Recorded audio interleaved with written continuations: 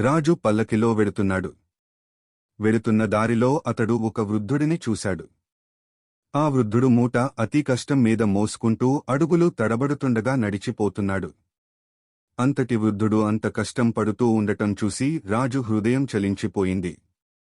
వెంటనే ఆ వృద్ధుణ్ణి తన వద్దకు పిలిపించి, మీకు ఎందుకు దుస్థితి దాపురించింది అని అడిగాడు.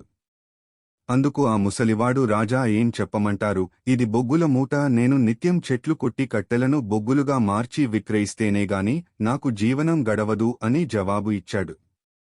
ఆ మాటలు వినగానే సానుకూలంగా స్పందిస్తూ రాజు ఆ వృద్ధుడితో, ఇకపై మీరు ఇలా కష్టపడక్కర్లేదు. ఈ ప్రక్కనే నాకు ఒక చందన వనం ఉంది, మీ సొంతం చేస్తాను అని చెప్పి ఆ చందన వనాన్ని వృద్ధుడు పేరు మీద అప్పటికప్పుడే నమోదు చేయించి వెళ్ళిపోయాడు. కొన్ని రోజులు గడిచిపోయాయి. రాజు మళ్లీ ఒకరోజు అదే దారిలో పల్లకిలో వెడుతున్నాడు.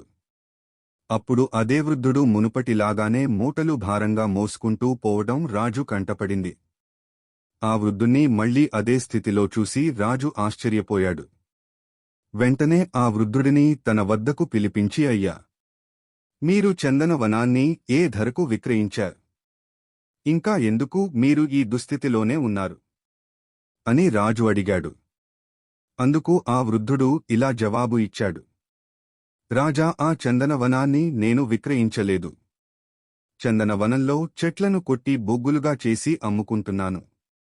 భగవంతుడు ప్రసాదించిన దేహం, హృదయం, ప్రాణం మొదలైన వాటితో ఫలప్రదమైన ప్రయత్నాలు చేపట్టకుండా ఎందుకు మనిషి జీవితాన్ని ఇలా నిరర్ధకం చేసుకుంటున్నాడో గదా.